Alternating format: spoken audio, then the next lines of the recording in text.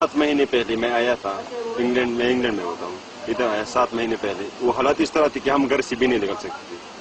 अभी खुदा के फजल करम से हालात ऐसे पैदा हुए कि हम सरेआम आप लोगों ने देखा कि हम ये ढोल की बजा रहे हैं, बाजा बजा रहे हैं, क्योंकि हम खुश हैं आजकल।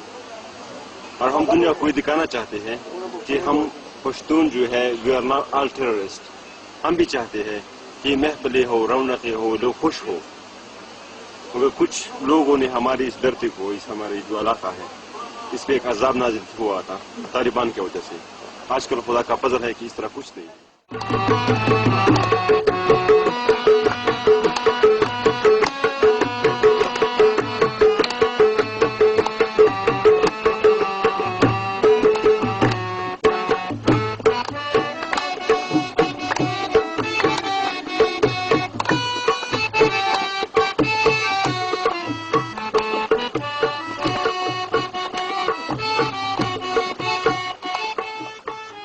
लेकिन गुल खान के चेहरे पर आज भी उदासी छाई हुई है।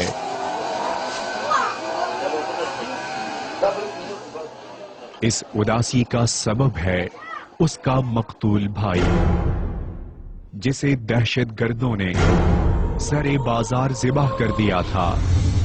زیارت روز زما ورنداري ما ته ټلیفون کو چې روډ بیګا شپې نه دراغله. زه چې لاړم خپل ورنداري پس مې سجل کوي بس رشقې چلول نه دراغله. مونږ دا غزنه بیا یو ځای ته بل ځای ته منډه تړلې خلکو ته ټول ته وینا وکړه. هر یو کس چې مونږ نه خبر. شپږ ورځې مونږ متواتر دغه شان د خپل رونه اخلي خويندې په دې کوڅو ګرځېدلې مونږ د هیڅ سره را نه کوو. واپس په شپږم ورځ باندې مونږ سهار وختي ودو اکور ته ما ته ټلیفون وشو چې یاره زما یو مرګر راغی ما ته وینا وکړه راشه ستا رور رحیم آباد تانے سره پروت ہے مر گئے اور اس کے سینے پر ایک پرچہ رکھ دیا تھا جس پر درج تھا مخبری کرنے والے کا انجام۔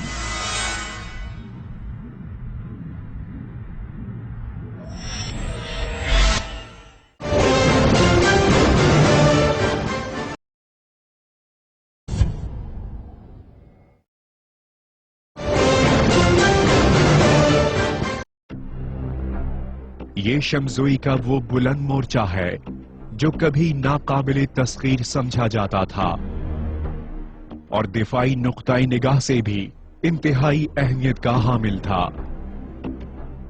یہاں دہشت گردوں نے عقوبت خانے بھی بنائے ہوئے تھے جہاں قیدیوں کو قید رکھا جاتا تھا۔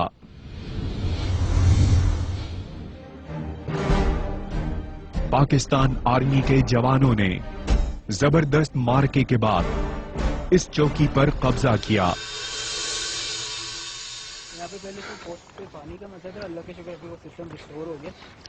میں نے دیکھا کافی سسٹم ریسٹور ہو گیا اور ماشاءاللہ اس کی جو انہوں نے پوسٹ کی انٹرنل سیکیورٹی ہے اس سے بہت محنت کی ہے۔ السلام، کیا حال الطاف صاحب، خیریت سے؟ یہ دیکھیں پہلے یہاں پہ آنے سے پہلے یہ طالبان کی ایک جیل ہوتی تھی۔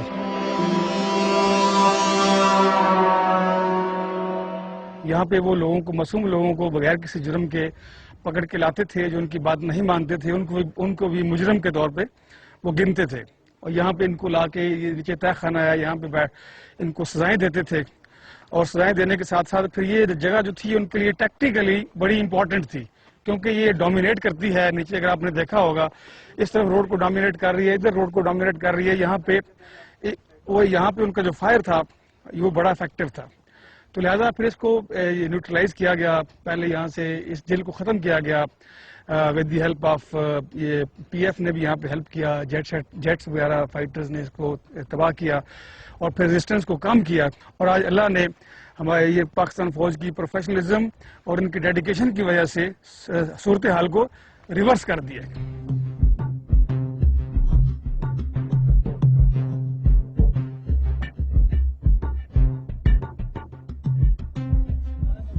یوسف، ساری گاڑیاں لائن اپ کر کے رکھو، گنز کے اوپر آدمی کھڑا رہے، سنتری نہ چھوڑے گنز کو، امیڈیٹلی ڈبل اپ۔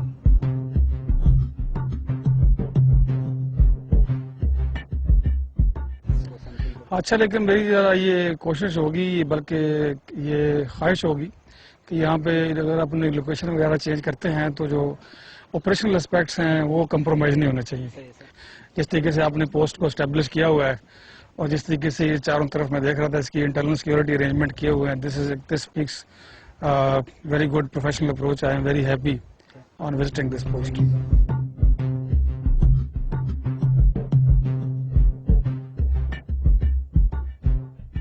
یہاں پہ جتنے بھی دہشت گرد تھے وہ ہمارے اسلام اور پاکستان کے لیے ایک دبا تھے, اور پورے ورلڈ میں کہا جاتا تھا کہ پاکستان دہشت گردی والا علاقہ ہے. تو یہ ہمیں فخر تھا اور ہم اپنے اندر یہ جذبہ بھی بار بار پیدا ہوتا تھا کہ جتنا جلد ہو سکے یہاں سے دہشت گردوں کو ماریں, ہم دہشت گردی ختم ہو, اور ہمارے جتنے بھی عوام دائمہ مختلف کیمپس میں شفٹ ہیں تاکہ جلد از جلد واپس اپنے گھروں کو منتقل ہوں اور الحمدللہ پرامن ماحول بنے. چاروں طرف ہماری یہ پوسٹیں بنی ہوئی ہیں, یہ ایک پوسٹ بنی ہوئی ہے, ادھر پوسٹ بنی ہوئی ہے. چاروں طرف یہاں پہ ہمارے جو سینٹریز ہیں وہ دن کو رات کو موجود ہوتے ہیں, اور یہاں پہ افیکٹولی نیچے والا جو ایریا ہے جہاں سے ہمیں کوئی شک پڑ سکتا ہے کہ یہ لوگ دوبارہ اللہ کے فضل کرم سے آئیں گے نہیں, لیکن پھر بھی اگر کوئی ایسی بات ہو جاتی ہے تو افیکٹولی چاروں طرف سے اس کو گارڈ کر رہے ہیں. اور اس پوسٹ کا اس جگہ پہ بنانے کا مقصد یہ ہے کہ نیچے والا جو ایریا ہے افیکٹولی اس کو گارڈ کیا جائے. اس کے پیچھے جو ہے وہ دیر کا بارڈر ہے, وہاں سے اگر وہ ایکسیس کرنے کی کوشش کرتے ہیں اس طرف تو اس کو افیکٹولی کاؤنٹر کیا جائے. اور جو روڈ کے اوپر موومنٹ ہو رہی ہے چک درہ سے یا شموزئی سے اس طرف والے ایریا میں, تو اس کو افیکٹولی چیک کرنا تاکہ کوئی بھی انوانٹیڈ بندہ ہماری نظروں سے بچ کے نہ جا سکے.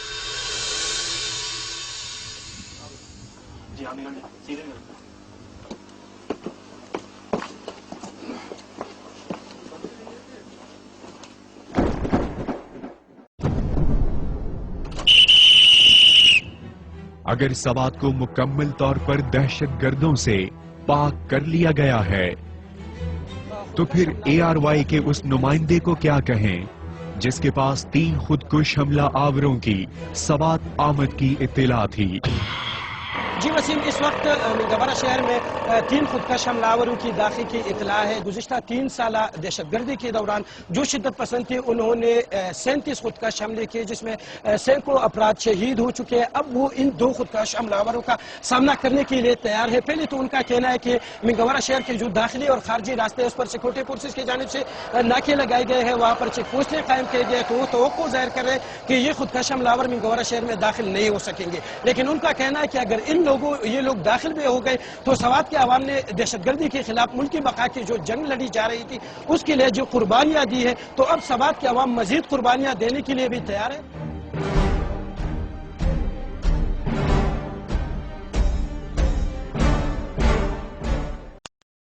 خبروں کی اطلاع کے بعد پاکستان آرمی نے ایک ایسے مکان کو گھیرے میں لیا جس میں خودکش حملہ آور چھپا ہوا تھا.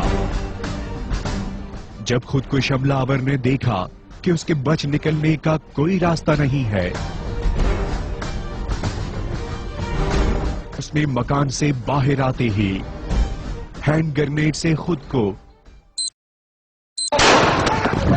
دھماکے سے اڑا دیا.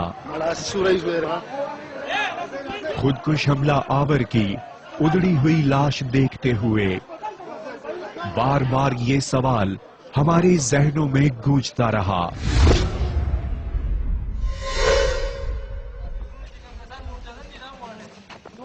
آخر اس برین واشنگ کے پیچھے کس کا دماغ کام کر رہا ہے؟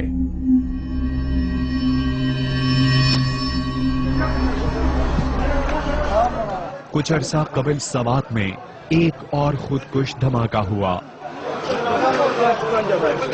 جس میں انسانیت کا خون ایک بار پھر سوات کی سڑکوں پر پھیل گیا. سوات میں 3 خودکش حملہ آوروں کی اطلاع تھی. 2 دھماکے ہو گئے ہیں, ایک خودکش دھماکہ باقی ہے.